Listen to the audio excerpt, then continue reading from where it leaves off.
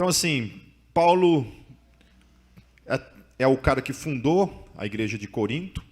Em suas viagens missionárias, Paulo funda a igreja de Corinto. Ele fica ali mais ou menos 1 ano e 6 meses ensinando aquela igreja, ministrando naquela igreja, evangeliza, prega o evangelho lá, muitos se convertem.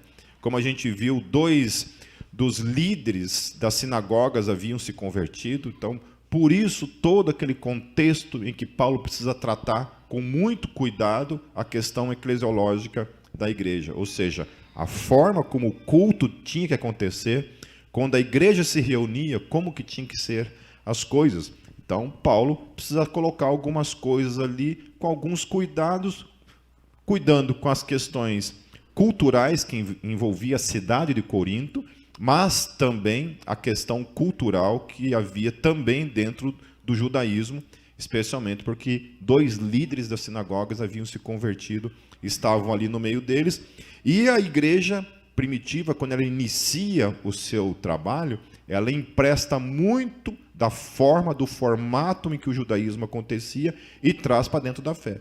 Então, por isso, alguns posicionamentos, especialmente em relação às mulheres, né, muitas mulheres não gostam de ler a primeira carta de Coríntios e algumas outras afirmações de Paulo, porque parecem serem afirmações um pouco pesadas, né? A gente lê ali, se a gente extrai do contexto cultural em que aquilo estava acontecendo, é algo realmente que olhar para tudo isso com os olhos de uma mulher que vive no século 21, realmente não soa muito bom. Mas uma vez que você olha para o contexto histórico do que estava acontecendo, toda a questão cultural e religiosa que havia, em que Paulo estava inserindo a sua orientação em relação à igreja, aquilo faz um pouco mais de sentido para nós. Amém? Então, ali nas outras pregações a respeito dos outros capítulos, eu tratei isso, expondo para vocês o que de fato, né, estava acontecendo e como nós podemos, então, apresentar isso nos dias de hoje. Amém? Então, depois de advertir e direcionar a igreja que se reunia em Corinto, Paulo começa a caminhar para a finalização de sua primeira carta. Ele agora vai fundamentar tudo que escreveu sobre os principais fundamentos da fé cristã, que é a morte e a ressurreição de Cristo Jesus. Então ele vem falando lá durante todos os outros 14 capítulos, dando orientações em relação ao se reunir, as questões da imoralidade sexual. Ele pega pesado também, porque a cidade de Corinto era uma cidade, como eu já falei, afundada na questão da imoralidade sexual, né? E vai trabalhar também a questão do partidarismo que havia ali, muito forte, muito grande, né? Eles tinham essa tendência a serem partidaristas, algo que a gente está vivendo muito hoje no contexto dessa igreja que a gente tem hoje no Brasil, que vive essas questões de polarização política, né? A gente está realmente, a igreja, a partir das últimas eleições para cá, a igreja sofreu um racha político, né? E que de alguma forma isso veio para dentro da igreja e é aquela coisa, é irmão que não fala com o irmão, porque o irmão lá votou em fulano, porque o outro ainda defende fulano, né? E aquela briga na internet, e eu não estou tirando o meu corpo fora, porque eu sei que eu também faço parte dessa bagaça, né? Sou também responsável por isso, né? Minha esposa vive me colocando de castigo por causa disso, mas é isso. Infelizmente, a gente, não sei se todos aqui, mas eu perdi muitos amigos, né? Perdi mesmo, de me bloquearem, de, né, não serem mais amiguinhos por causa disso, né? A igreja, muitos pastores vivenciaram isso, os quais eu, né, o caminho e converso, aquela coisa de perderem gente da igreja mesmo, né? Se o pastor toma algum posicionamento político, isso causava, de alguma forma, a saída de muitos membros de suas igrejas. Isso eu estou falando de gente do Brasil todo, tá, queridos? Então, assim, a gente está vivendo muito essa questão do partidarismo também, né? Onde algumas questões nos trouxeram, de alguma forma, essa separação.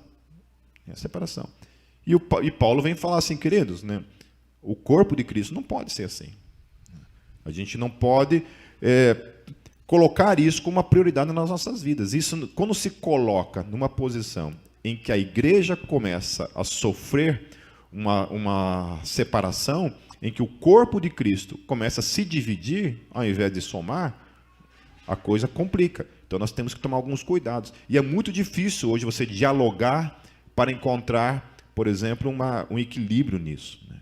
Então, todas as vezes que tem uma eleição, isso eu já faço há muitos anos, não importa quem seja a pessoa que é eleita, eu concordando ou não politicamente com essa pessoa, eu sempre coloco lá, terminou a eleição, fulano de tal, venceu o ponto. Eu coloco lá aquele texto da palavra que fala assim, honre ao rei, ame ao seu irmão e vamos em frente aí.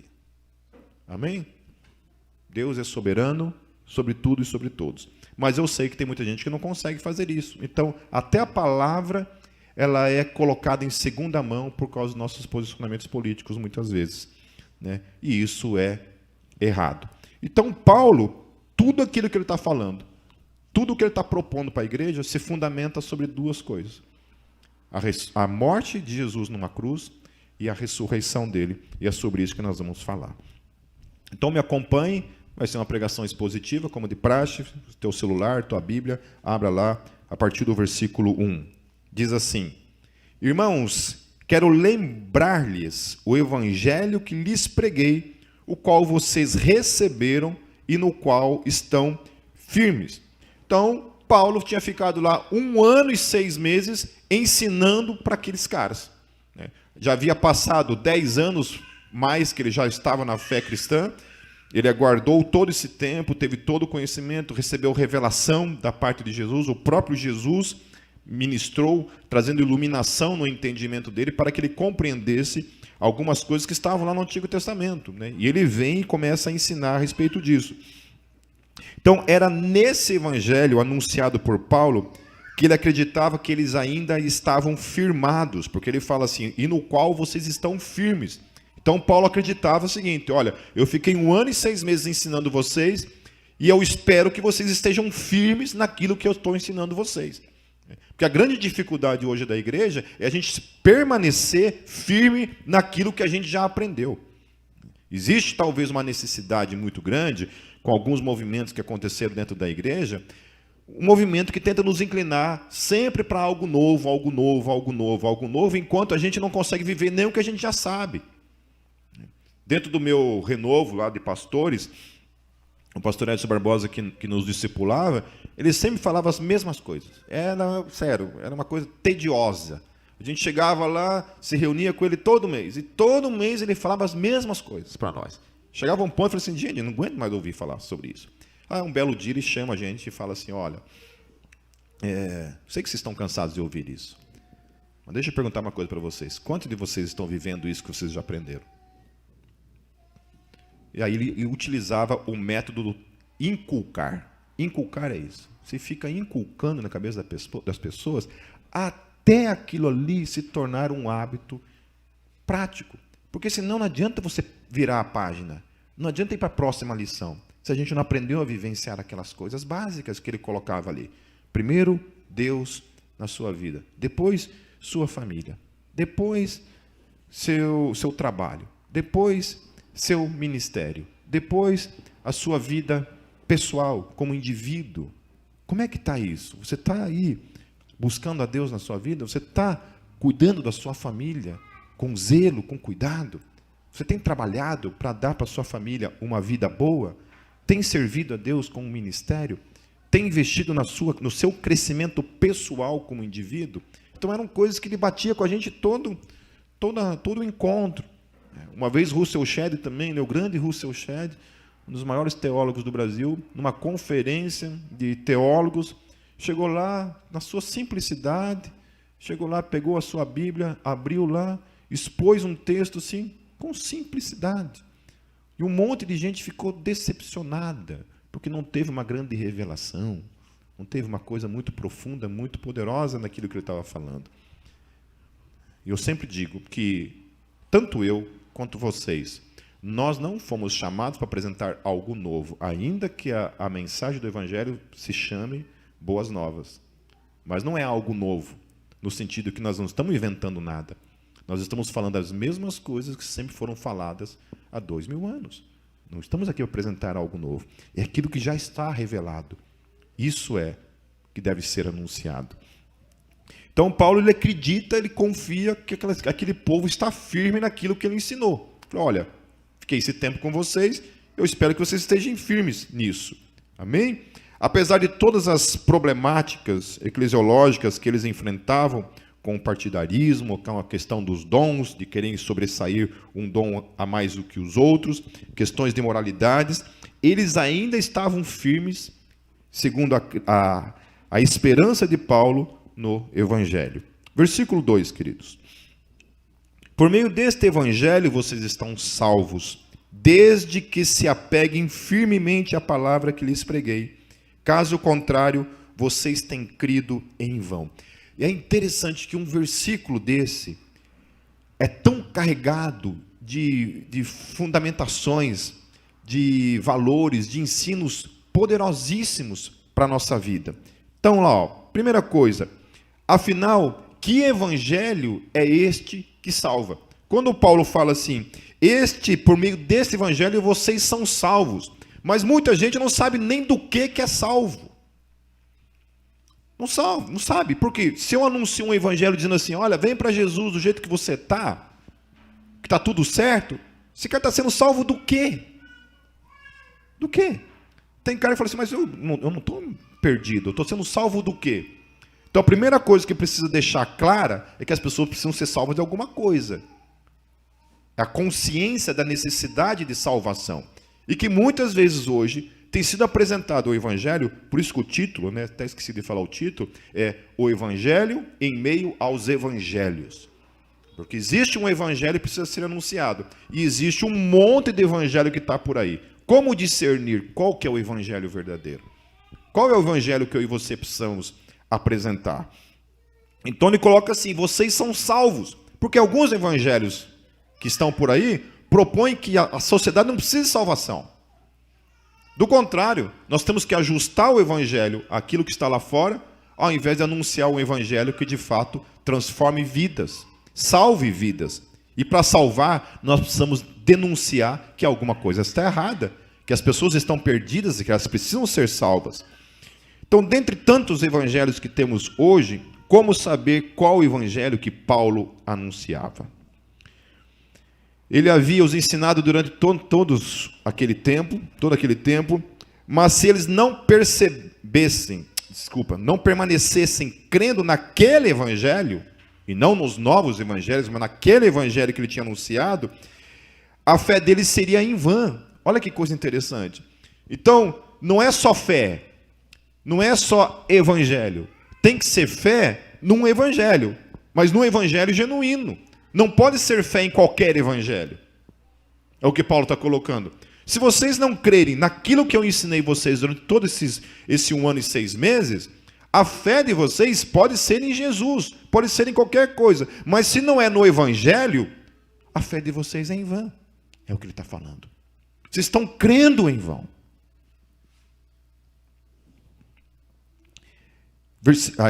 Continuando.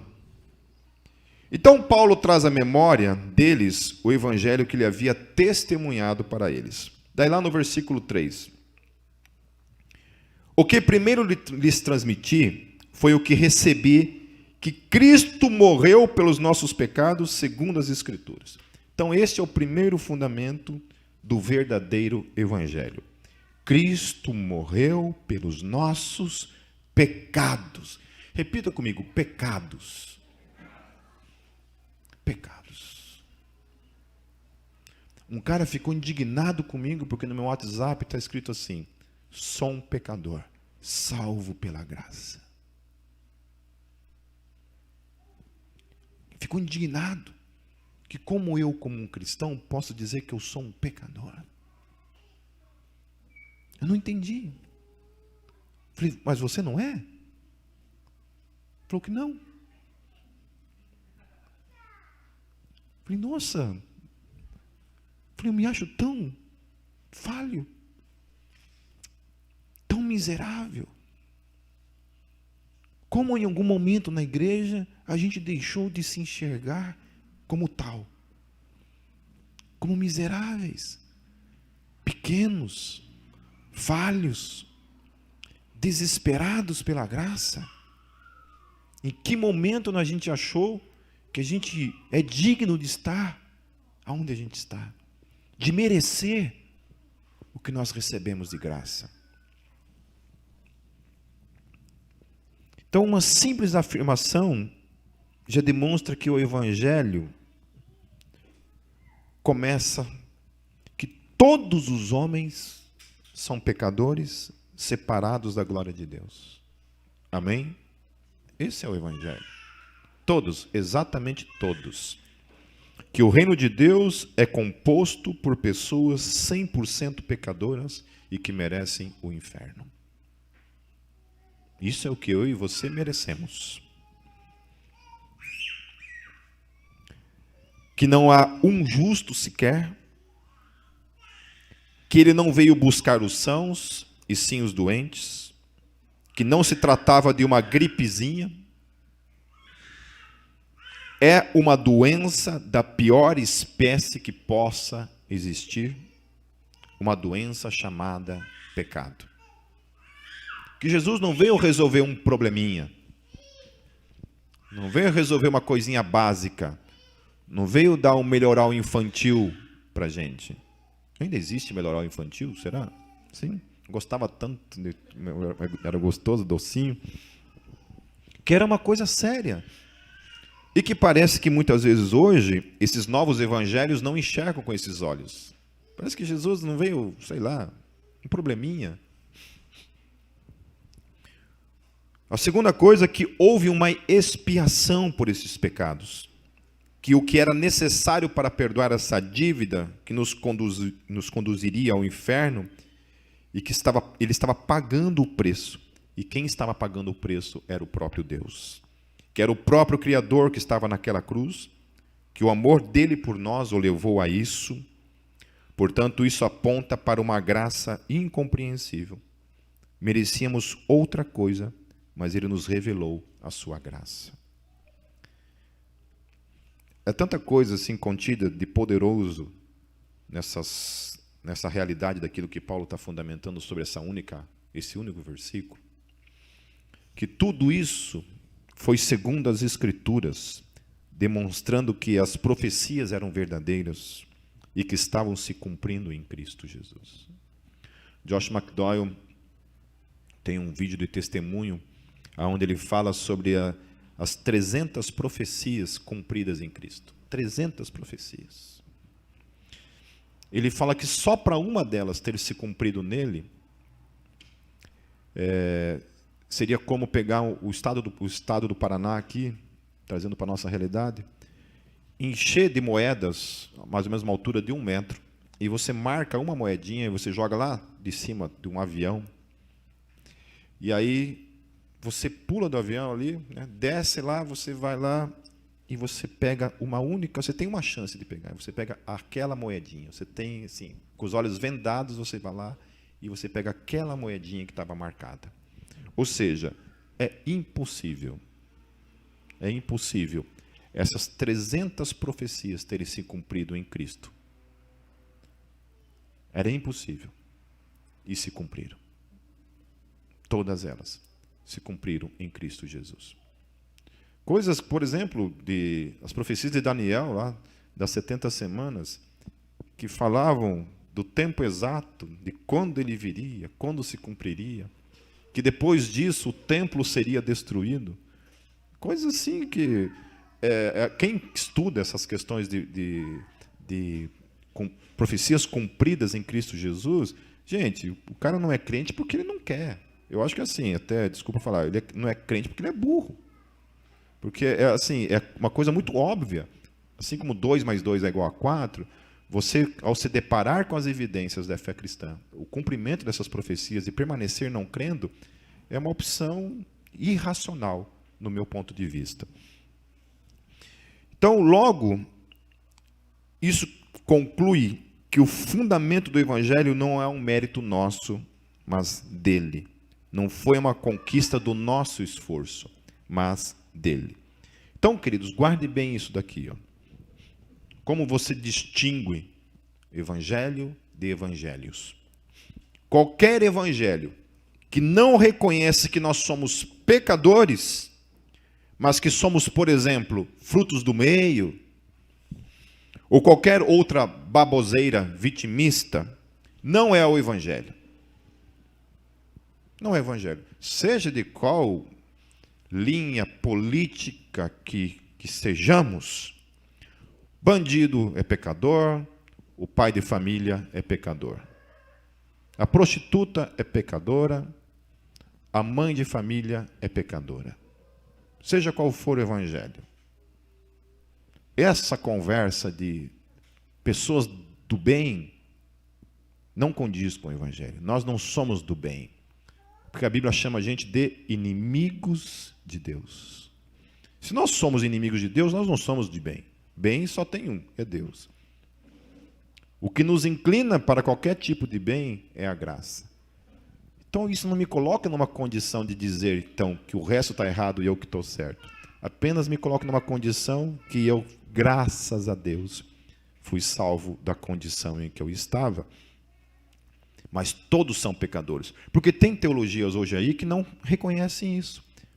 Tanto uma quanto outra. Uma porque coloca todos debaixo de um vitimismo, né, de que são produto da questão do meio social e, portanto, não são responsáveis por matarem, estuprarem, roubarem e tudo mais. Um outro se coloca numa condição onde não se enxerga como também pecador, podre e que só é pela graça a possibilidade de que seja salvo. A outra coisa é que qualquer evangelho que não reconhece a total suficiência do sacrifício de Cristo naquela cruz, não é o evangelho. E como a gente tem evangelho por aí que não reconhece a suficiência daquilo que Cristo fez na cruz. É Jesus e mais alguma coisa. Eu tenho que crer em Cristo, mas eu tenho que fazer mais um monte de movimentos, muitas vezes de cunho, de usos e costumes, para que eu alcance algum tipo de salvação. Então, Jesus não é suficiente. Você quer ver uma frase muito, uma fala muito comum, que muitas vezes a gente utiliza, e que é perigosíssima. A gente fala assim... por exemplo, se o cara ali morreu numa situação de pecado, o cara perdeu a salvação dele. Eu já pensei nisso. Já falei esse tipo de coisa. Em outras palavras, se você tiver a sorte de você ter um AVC, um ataque cardíaco, no momento que você está na glória, né? Acordou aquele dia, na bênção, orou de joelho no lado da cama, não brigou com a mulher, né? Ficou na bênção, assim, não se estressou no trânsito, você está lá louvando a Deus, você morreu naquele momento, você vai direto para o céu. Agora, se você tiver um AVC, naquele dia que você deu uma dedada na quina da cama, e você falou um glória a Deus, com raiva, já era. Essa é uma forma de dizer que a salvação depende de mim e depende de você. É uma forma de dizer que a obra que o Espírito Santo começou na minha vida e na tua vida, ele não vai completá-la. É você que vai. Essa é uma forma de dizer que a cruz não foi suficiente e que depende de mim. Ela só deu um empurrãozinho. O resto depende de mim. E eu não sei se eu sou muito realista por causa da minha visão de mim mesmo. Se for assim, sem medo de errar, não sobra ninguém aqui. E ninguém que está assistindo. Se a salvação depende de nós, meus queridos, nós estamos lascados. Eu creio tanto naquilo que a palavra fala, que as misericórdias do Senhor se renovam a cada manhã. E eu confio tanto, quando diz que Ele vai completar a obra na vida de cada um de nós. E a Bíblia fala que é Ele, não eu. É claro que nós temos nossas responsabilidades no reino. Não é que você é um robô que o Espírito Santo fica fazendo você não pecar. Não é isso. Não é isso que eu estou falando. Mas eu estou falando que a cruz é suficiente. Ela é a condição que me colocou justamente nessa posição em que não depende de mim. Depende dele. Ainda que eu tenha minhas responsabilidades nesse mundo. Então, evangelho que diz que a cruz não é suficiente, não é evangelho. Isso não é evangelho. A outra coisa, qualquer evangelho que não reconhece que Jesus é Deus, não é o evangelho. E o que tem de crente? Esses dias eu tive uma discussão com um cara que era da minha igreja, que tocava numa banda comigo. E o cara afirmando que Jesus não é Deus, porque está sendo levado por mais um evangelho de YouTube, porque agora qualquer um abre um canal no YouTube e sai fazendo afirmações teológicas e levando milhares de jovens para esse lado. Você vai ver lá, vai lá no meu YouTube, lá, você vai ver minhas pregações que procuram ser pregações voltadas no evangelho, está lá 30 visualizações, 40 visualizações. Você vai lá, um vídeo de um cara que fala que o nome de Deus é Yahoo, tem 1 milhão de visualizações, e todo mundo acatando aquilo. Foi muito engraçado, o cara me mandou como evidência de que o nome de Deus era Yahoo. Não sei se a gente está sabendo dessa história aí. Nem vão atrás, não percam tempo. Até porque eu não vim aqui para desviar vocês. O cara estava usando os animais como prova de que o nome de Deus era Yahoo, né? Eu falei, mas daí era assim, porque o cachorro faz Yahoo, o gato faz miau, o leão faz uau. Eu falei, umas coisas assim. Não, a gente ri. Mas o que é mais assustador é ver milhões de pessoas concordando e achando lindo e falando, ai, glória a Deus, olha o Criador, olha o cachorro louvando a Deus com uau, uau. Entende? Vocês estão rindo, mas é de chorar ao mesmo tempo. É uma mistura de riso com ódio, né? Fica aquela coisa assim. Então, aí Jesus não pode voltar na hora que você está assistindo um vídeo desse. Porque aí você vai para o inferno mesmo, porque...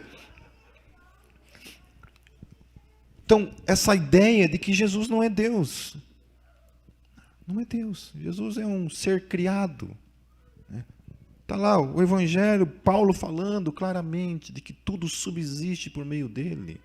De que nada do que existe não existiria se não fosse por meio dele. Tudo foi por meio dele. Ele criou todas as coisas. O Pai não, Jesus. O texto fala que foi Jesus quem criou todas as coisas. Colocando ele na condição de criador de todas as coisas. O Deus Todo-Poderoso, que criou todas as coisas. Qualquer evangelho que não reconhece a veracidade das Escrituras, não é o evangelho. Mais uma outra coisa. Esses dias um cara falou para mim na minha cara, assim, falou que ele não acredita que a Bíblia é a palavra de Deus. Não acredita na inerrância das Escrituras. Não acredita. A Bíblia está lá, fala uma coisa, ele se posiciona dizendo, não é isso. Teve um cara que me falou que Paulo errou. O apóstolo Paulo errou. Eu falei, acabou a nossa conversa aqui. Porque a minha vida, a minha teologia se fundamenta sobre esse princípio de que a Bíblia é a palavra de Deus. De que é fidedigna, de que eu posso crer nela como fidedigna. E eu não estou falando isso como um ato de fé, que é o que eles pensam, mas isso é um ato de fé. Não é um ato de fé. A Bíblia Sagrada, ela tem duas coisas as quais ela fundamenta a sua veracidade. A evidência interna e a evidência externa. Há duas coisas ali. A evidência interna é o que Jesus falou das Escrituras. O que está ali, que foi falado pelo próprio Cristo. É o próprio Jesus quem evidencia as Escrituras.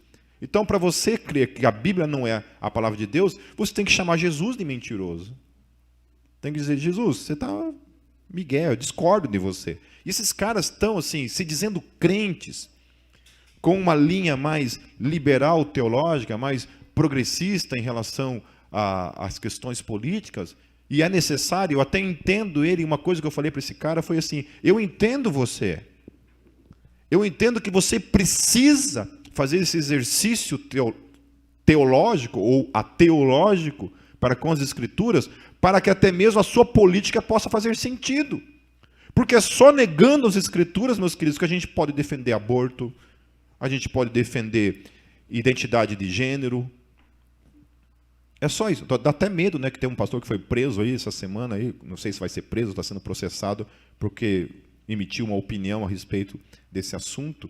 Até isso a gente tem que tomar cuidado. Então eu não estou falando mal, tá? Não vou me prender por causa disso. Né? Só estou falando o seguinte, não tem como, ou você é crente, ou você defende essas coisas, não tem como. Então eu entendo que a gente precisa negar mesmo. Entendeu? Aí eu tenho que discordar de Paulo mesmo, não, eu acho que Paulo errou. Eu acho que quando Paulo falava da questão da porneia ali, da imoralidade sexual, eu acho que ele estava errado. O negócio tem que ser liberado mesmo. Tem que liberar. Aí eu entendo. Ah, tá certo, não. Aí eu entendo você. Eu entendo você. Porque a Bíblia Sagrada, infelizmente, querido, nesse caso, para você, ela não vai concordar. Então você precisa mesmo negociar essas questões. Então qualquer evangelho que não reconhece que a salvação é exclusivamente pela graça, e tão somente pela graça, não é o evangelho. É lei, é letra, e a letra mata. Amém?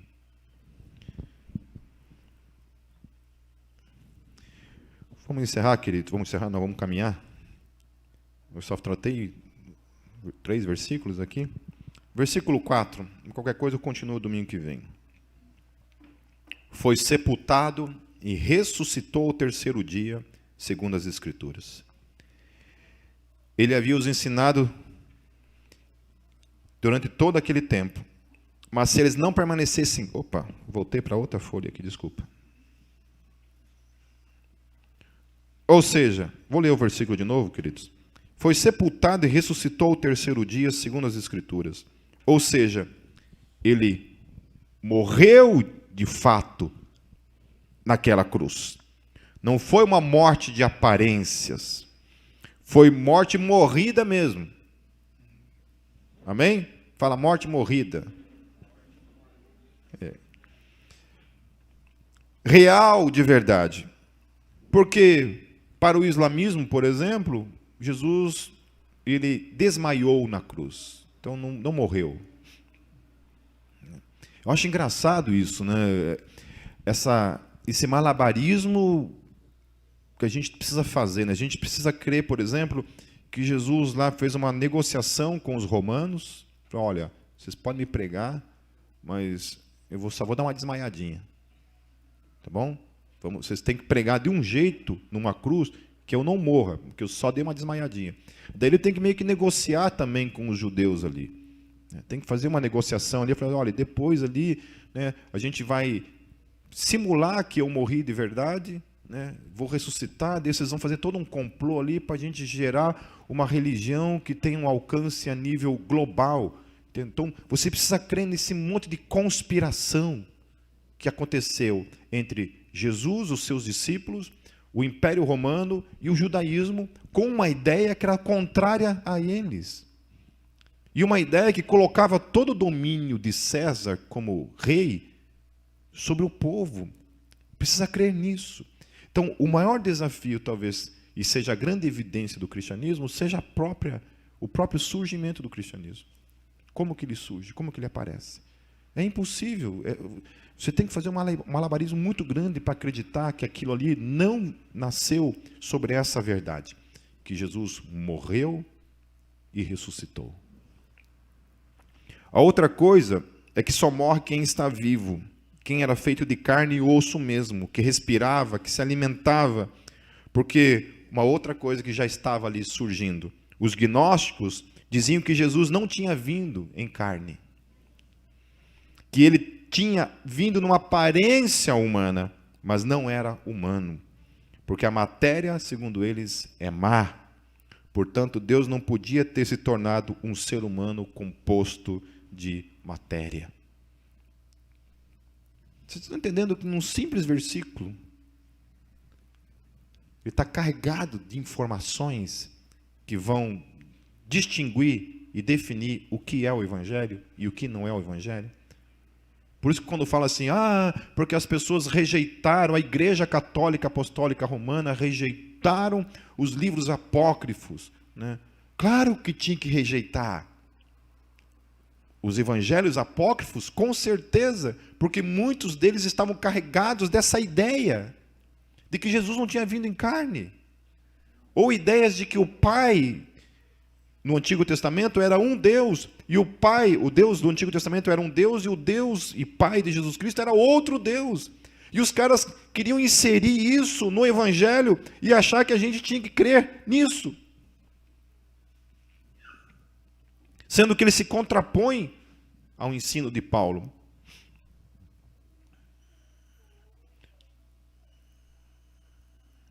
Outra coisa é que se estava vivo, tinha nome, sexo, endereço, família, amigos. Ou seja, haviam testemunhas de que ele de fato existia. Portanto, ele era parte da história. Foi o único Deus, queridos. Anotem bem isso. Nós temos sobre as nossas vidas o único Deus que pode ser verificado historicamente a sua existência. Isso não é poderoso? O cristianismo, ele é detentor do único Deus que tinha endereço, família, amigos, pessoas que viram, que se incomodaram com a sua presença, outros que amaram a sua presença, que é possível verificar historicamente a sua existência, porque Jesus é Deus. Uma vez assistindo uma entrevista de um agnóstico chamado Bart Ehrman, que é um crítico textual da Bíblia, que nega a Bíblia e escreve livros para destruir a veracidade da Bíblia. E numa entrevista, uns ateus falaram para ele assim, porque ele escreveu um livro chamado Jesus Existiu, aonde ele comprova historicamente que Jesus existiu, ainda que ele não creia que Jesus é Deus, que é o Messias ou coisa que o cristianismo afirma. Mas ele escreve esse livro demonstrando historicamente falando que Jesus de fato existiu. E nessa entrevista a pergunta para ele, mas como é que esse negócio aí, que Jesus existiu, né? Como é que você me escreve um livro demonstrando historicamente que Jesus existiu? Daí ele fala assim, olha, escrevi esse livro porque Jesus é um fato. Nenhum historiador sério no planeta Terra fala que Jesus não existiu. Qualquer historiador sério no mundo reconhece a sua existência no tempo e na história. As demais coisas afirmadas acerca dele é uma outra coisa. Mas, historicamente falando, ele existiu. Daí ele fala assim, para você negar a historicidade de Jesus, você precisa negar, por exemplo, a teoria da evolução. Ele fala isso. Está falando para um monte de ateu que se apega a essa questão da teoria da evolução. Então, ele sabe o peso daquilo que ele está afirmando. Você precisa negar a teoria da evolução. Se os caras ali, ateus, negarem a teoria da evolução, o seu próprio ateísmo ali começa a perder toda a sua fundamentação. Então ninguém é burro.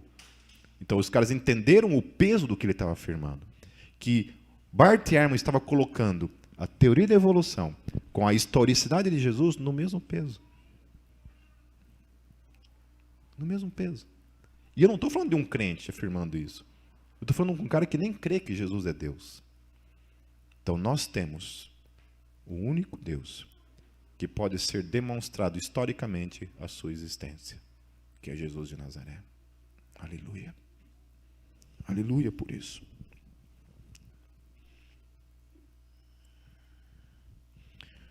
Só ressuscita quem estava morto de verdade. Sua ressurreição proclama uma nova criação. Proclama que a morte pode ser vencida. Proclama que a morte agora é um inimigo que pode ser vencido. Aleluia. É por isso que nós caminhamos nessa esperança. A gente vê a diferença ali, né? Todo mundo perdendo os seus entes queridos para essa pandemia, para esse vírus. mas sempre com a esperança, né? A gente teve o caso do Caio, que perdeu os pais na Jocum ali de Monte das Águias, o Jota e a esposa dele, e conversando com ele, vendo assim, né, a diferença, né, entre aqueles que perdem os seus na esperança da ressurreição, na esperança daquilo que Jesus já fez. Eu já fiz velórios, meus queridos, de não cristãos, já fiz velório de espírita, já fiz velório de macumbeiro, já fiz velório de ateu. Não existe coisa pior do que você pregar num evangelho, pregar num velório de alguém que não morreu em Cristo Jesus. Falar o quê? Vamos alegrar porque ele está bem? Como é que faz? Se alguém gosta de pregar em velório de ateu, macumbeiro, me dá o WhatsApp aí, depois a próxima eu encaminho vocês. Falar em velório de crente é fácil, é uma bênção. Você pode até tirar a alegria no momento de tristeza. E segundo as Escrituras, mais uma vez, porque evidencia mais uma vez que a palavra de Deus é verdadeira. Então Paulo fundamenta tudo isso sobre um veredito. Pessoas haviam testemunhado tudo isso. Portanto, não era uma ideia filosófica inventada para dar sentido à vida, ou uma religião mitológica de seres irreais que vivem somente no mundo mítico. Trata-se de alguém que eles viram com seus olhos, o ouviram, o tocaram, comeram com ele, dormiram com ele, caminharam com ele. Testemunharam sua morte na cruz e testemunharam sua ressurreição. Lá no versículo 5, ele vai dizer: e apareceu a Pedro e depois aos 12. Depois disso apareceu a mais de 500 irmãos de uma só vez, a maioria dos quais ainda vive, embora alguns já tenham adormecido. Depois apareceu a Tiago e então a todos os apóstolos. Depois destes apareceu também a mim, como a um que nasceu fora de tempo, pois sou o menor dos apóstolos e nem sequer mereço ser chamado apóstolo, porque persegui a igreja de Deus, mas pela graça de Deus sou o que sou, e sua graça para comigo não foi em vão.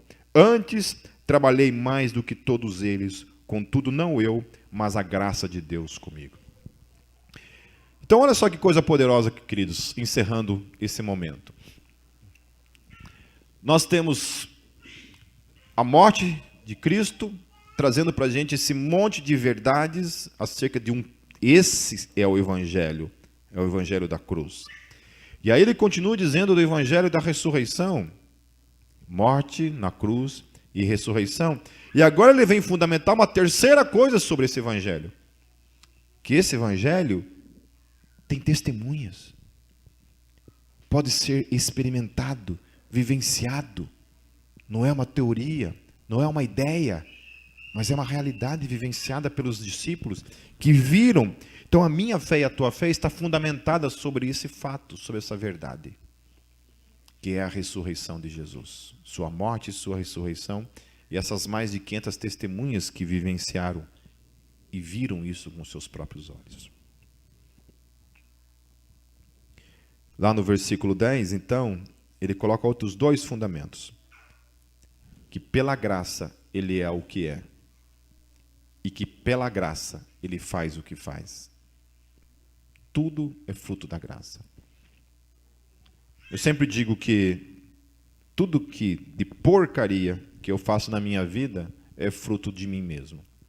E tudo que eu consigo acertar, que eu consigo ter momentos de acertos na minha vida, é fruto da graça dele.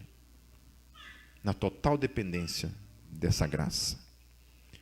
Versículo 11, portanto, quer tenha sido eu, quer tenha sido eles, é isto que pregamos, e é isto que vocês creram.